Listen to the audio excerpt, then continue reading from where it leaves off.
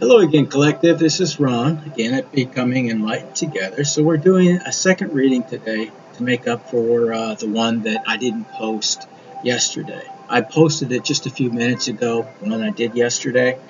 Um, so we're going to look at, another one for today.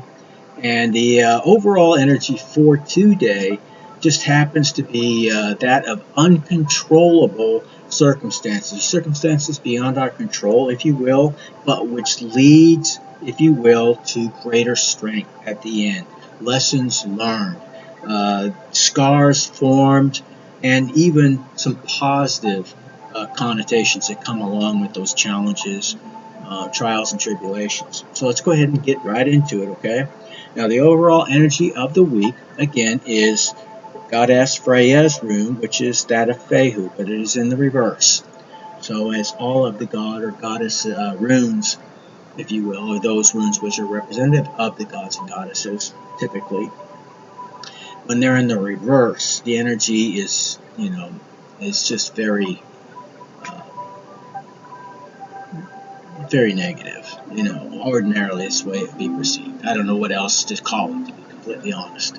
That's not the most accurate way I would describe it, but I can't think of another word to be better applied to it. So it talks about greed and disappointments and both financial and property losses. It talks about loss of self-esteem or something else that you work very hard to hold on to. Arguments with those around you. Talks about basically feeling burnout, withering away, or atrophy. Talks about failures of various types, discord, disharmony among the ranks, fighting amongst one another. Talks about cowardice, stupidity, dullness, poverty, and slavery even. Now they're slaves to their addictions. They're slaves to what other people think. Instead of being authentic and being who they are meant to be, they're more worried about what either mom wants us to be, or our friends presumably want us to be, or a spouse or a lover or lovers in some cases, and I'm not knocking you down for having more than one person in your life that you're experiencing physical intimacy with, as long as it's not done in the sneaky manner that we're seeing here. As long as everybody is on the same level of understanding of what that means. You're not pretending to be one thing, telling them one thing, but doing something completely opposite behind their back. Okay, that's the negativity that you see expressed, from me, because I've seen this, I've experienced this. Most of you out there in the collective have experienced this by somebody, because not everybody has empathy, not everybody has integrity, not everybody tries to walk in the upright or can put themselves in other people's shoes and try to live by the golden rule. So sometimes people do things that are just downright nasty, okay? They're paying the price for it, and that's what this overall weekly reading is about. The things that the karmics themselves are experiencing or very, very likely will be, in the very near future. This energy gets stronger and stronger every time it's put out. We're devoting entire weeks to it now instead of a single day or single reading. And that's what we're still looking at today. So, what is the energy for right now? Now, the energy overall for today is quite good from this. And we saw that actually projected on Sunday. We saw that. Let's see, what is it? It is both when Tuesday and Wednesday, the energy was relatively good. I would say neutral more than anything, but better than the previous days throughout the week. This is one of the better days, and it is shown to be accurate as well. So I love it when things energetically come together like this. So the energy of the past was that of Perthro. Now Perthro was in the upright in the past, like I said. Now, this is positive energy that we had projected early on in the week, even though the rest of the week, the other 5 days of the week were extremely low vibrational. So what Perthro means in the upright talks about games and gaming, games of chance, lots, lot cup. It talks about mysteries and secrets, something uncertain meaning of something, secret matters. things hidden, including the underworld, secret matters, occult abilities. Talks about an initiation, perhaps, somebody determining their own future, being able to determine their own future, or destiny, I should say. And those things which are feminine, the vagina, fertility, sexuality. Talks about fellowship and joy, and it talks about basically, um, one's intuition. And that is the key word that we're seeing throughout this week for the collective in regards to the negative energy that surrounds us and that wants to come in here and will be probably our last test, as I haven't seen anything contrary to that. I know that they're coming in and they have a very distinct idea of what they're going to do and the motives behind what they're doing, even though it may not be completely clear even to themselves, are coming from an extremely low vibrational standpoint or point of view.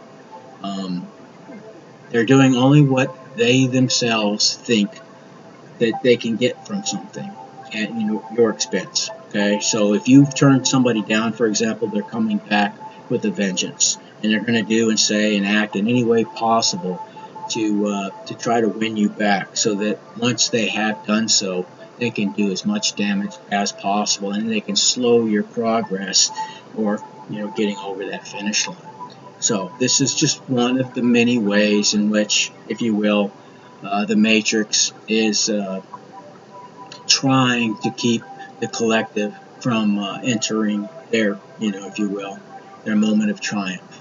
Okay, so I'm trying to warn you of that in advance. Now, the present energy is another very positive one. I have this one tattooed on me. This one is Urus. And Urus talks about strength, vitality, talks about health. Okay, and it's based upon an ancient ox called the Aruk, which was hunted to extinction in Europe about 500 years ago. So everything that they more or less associate with the strength and vitality of that beast is basically represented in this room. So speed, potential, untamed potential, perhaps you being influential, perhaps a promotion being given unto you.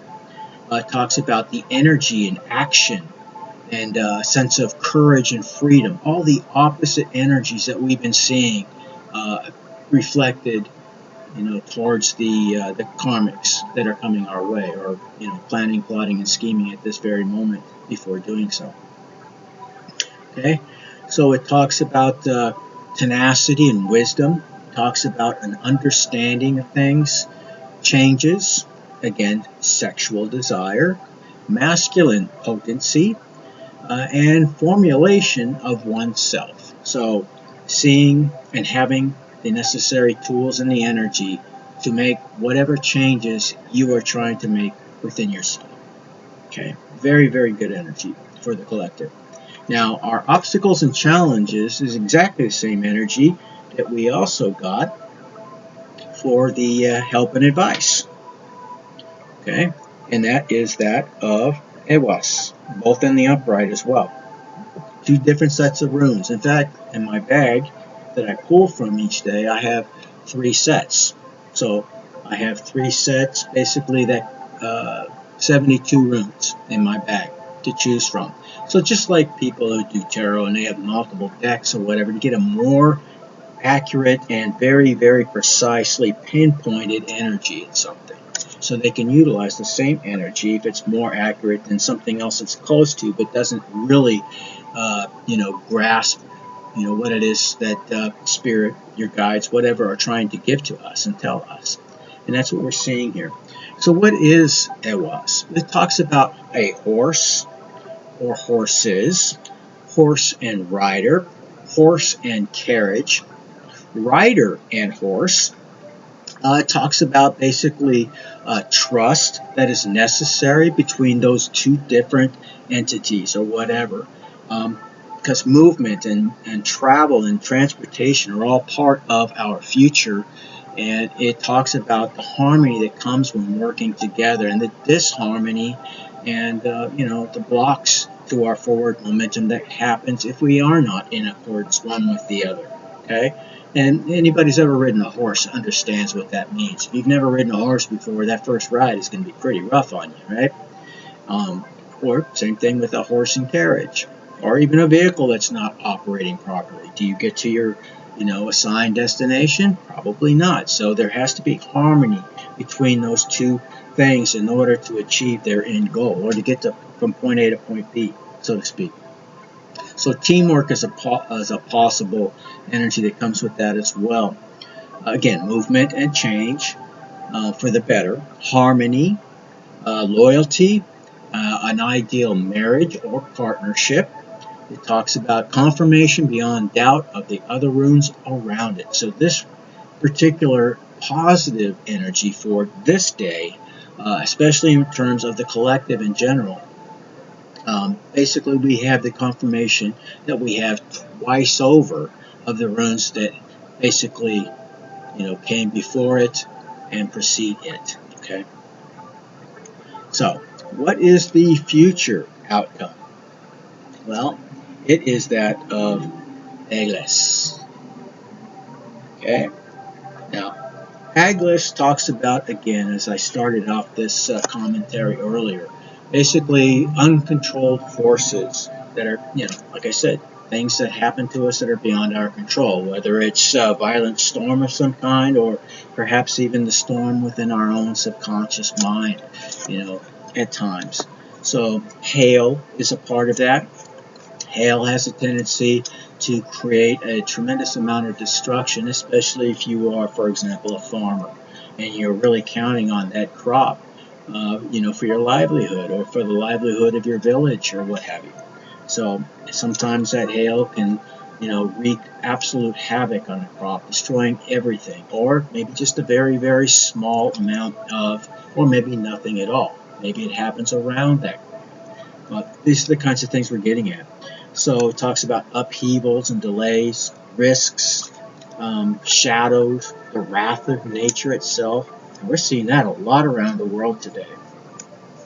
I watched something just yesterday about what's going on in terms of the multiple calderas that are basically seeming to awaken, that have not been active, in some cases for hundreds and more years. And it looks like they're filling up, and who knows, they're getting ready to potentially, blow up. That energy has to go somewhere. So, and we're seeing storms of every type happening everywhere, Now, as far as the fires that have been coming, that's a different thing altogether. I believe that almost all of those have been man-made, and I have a lot of proof to, suggest that. But that's another story. But we have disruptive, uncontrolled forces, uncontrolled weather, or unconscious. Tempering of something. What do you do with tempering? Well, tempering is to make something stronger, right? Well, you do that by heating and then pounding that metal again and again and again, right? And then you stick it in the cold water, so it instantaneously, the molecules become very, very close and everything else, all right. So basically what we're talking also is about a controlled crisis which leads to completion of something. And sometimes that can be man-made, sometimes it's just forced upon us, okay? Spirit has a way sometimes of, forcing us out of something that we're just not willing to do on our own. We're someplace that we don't want to give up. We're in a relationship that we know is toxic and not good for us, but we're somebody might be scared or whatever the case may be to get out of that situation, because of a number of possibilities. Maybe it's a financial, dependency that you have with another party or whatever. There is no good reason, okay? Well, we may justify these reasons in our mind, but once it gets to a point where it's obvious you're not going to move, Spirit will move you. Okay, so that's what some people are probably experiencing out there, and that's what this is talking about. And this also could include the collective. Sometimes even the collective has to, especially if they're not quite clear about something, and they have been just sitting on, an idea or something like that for the longest period of time.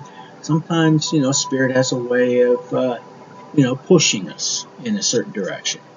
So just keep that in mind. But it does talk about in the end it will lead to inner harmony. Okay. Now I know that especially those who are not in the collective, from the karmic perspective, all they see is the chaos and the discomfort. They're probably not used to any form of discomfort. So as a result of that, they're good at dishing it out like any bully does, but they're not good at taking it. And I don't mean to demean those who are in that energy, although they deserve a little demeaning. That's Spirit's job, not mine. I'm just pointing out an idea and a fact that I know that some of you are going through and you're thinking about. And if you are of the mind to do so, think of it in the way that perhaps I just relayed to you, instead of saying, "Oh, woe is me," or "It's not fair," "It's unjust," and blah blah blah. Okay. Um, just man or woman up to it, deal with it, take your comeuppance and move forward. Okay? Do the right thing. It's not too much to ask. Alright? Treat others the way you want to be treated and so on. I said that yesterday and I mean it today as well. So with that being said, collective, I'm going to leave it there. Trying to make these a little shorter so they're more palatable.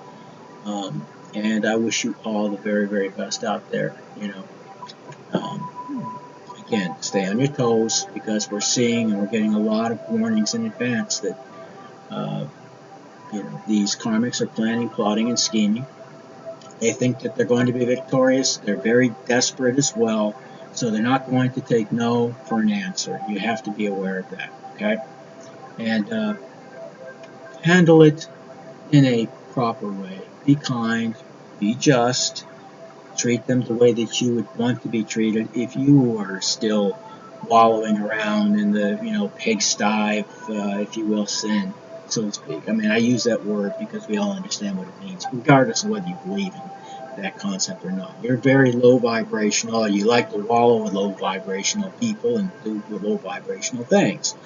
So you're trying to exercise that type of energy upon a collective that's vibrating at a higher, you know, frequency and vibration, not even realizing that they are protected, especially if they're aware of these things. You're not going to have any success.